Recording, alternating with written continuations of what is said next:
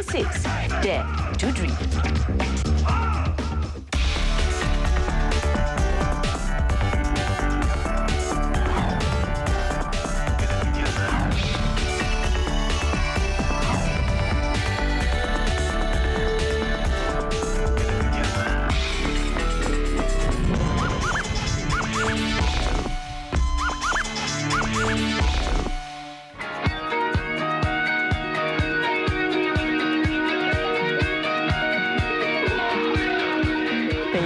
Think you can dance all your life, and it's something that I've enjoyed much passion about since I was young, although I didn't know what I would do in the future. I'm not from a very highly artistic family, but I think it runs in the blood. My mother's family were always very passionate about music. My first performance in Transit and Berlin, there was a reporter from Denmark that came, and also there was a Brazilian writer, researcher who came. The Brazilian researcher put me into one of her books and sort of compared me to different other choreographers in Europe, and so that felt like, oh my goodness, okay, they're using my technique in comparison to the others, so that was a kind of achievement to me. It's the proudest moment for me. The other Danish writer also had said that in a European newspaper that they could rate me, not top, but as an international performer among the other artists. I had this love for her when I saw her perform. I think she's outstanding. I've been going through that. I continued wanting to develop myself. I never stopped.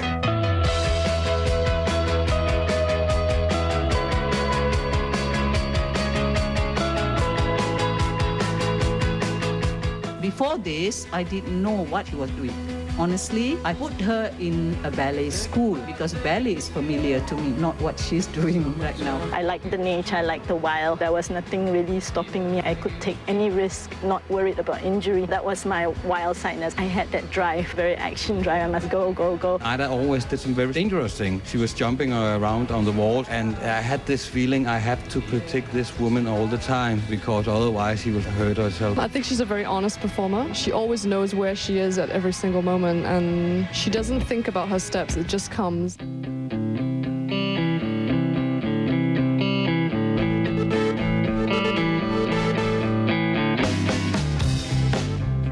Aida was never very vocal, but I did notice right from the beginning when she was a child that she expresses herself whenever she has the opportunity to. She'll stand on the table and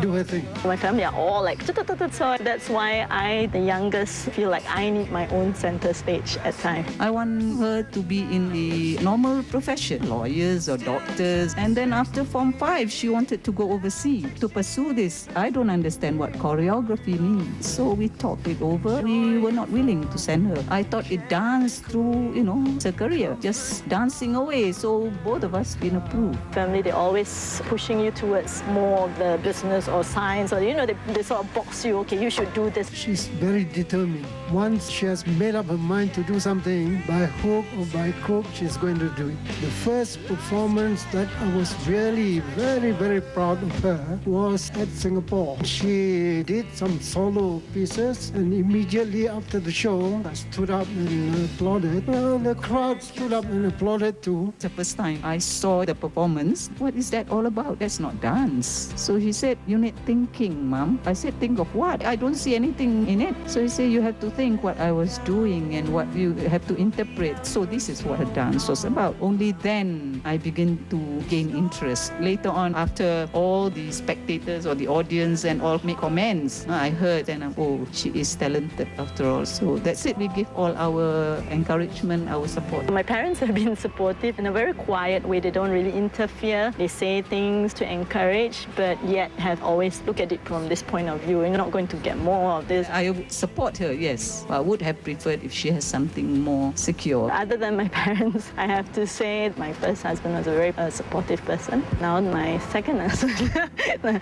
is also there. I knew the consequences about Aida was a dancer. If she wants to dance and that's her call in life, then she should dance as much as she wants. You first realize that you really want to be a dancer and you think you can dance all your life on stage, but you have to think about reality and about family, especially for a woman. Of course, there are career-minded women, but I'm a woman who would like to have children and a stable family. To be a woman artist especially in Asia. Very difficult. A woman artist has to find a way to juggle, to balance her life, not just to be an artist, but has to be a mother, daughter, wife.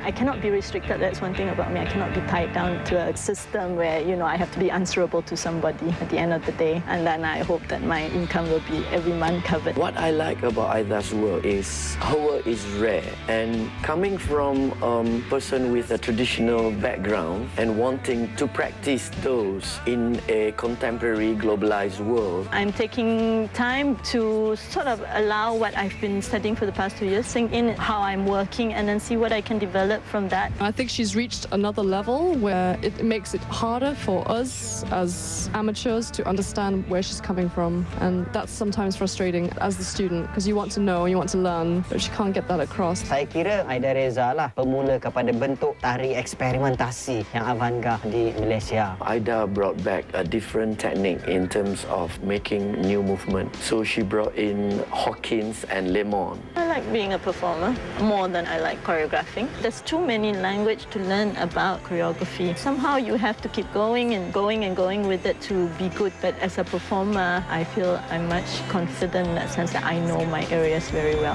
What can be different about me? I can be very theatrical in my performance and I push on that side of it. But yet when you put me into a theatre project or whatever, or a performance production, I suddenly become lidah macam kaku and I get like, I cannot.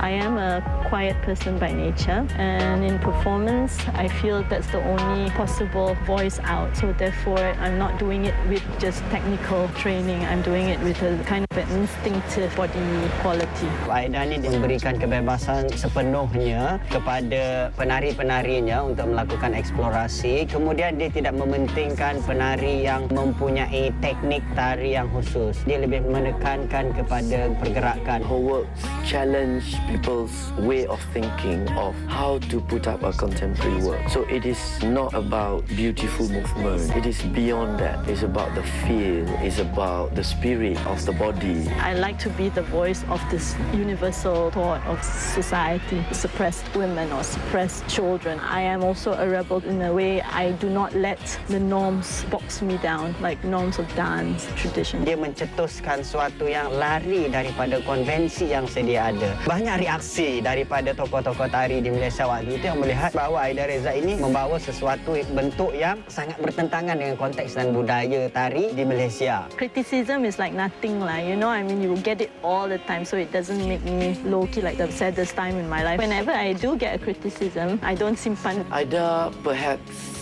be seen by people as very robust woman who doesn't care about formality, which is seen by traditional Malaysian women as, oh, this is not how it's supposed to be. I think a lot of circle of people would say that the downfall of Aida, and maybe in her real life, because she's so flamboyant, always on the go and always chasing after some kind of thing where she's not sure where she's heading with. I think it's a wrong judgment. Why should it be other people's business to say that, oh yeah, she doesn't know where she's going, or she's a dreamer. My foot is deeply on earth.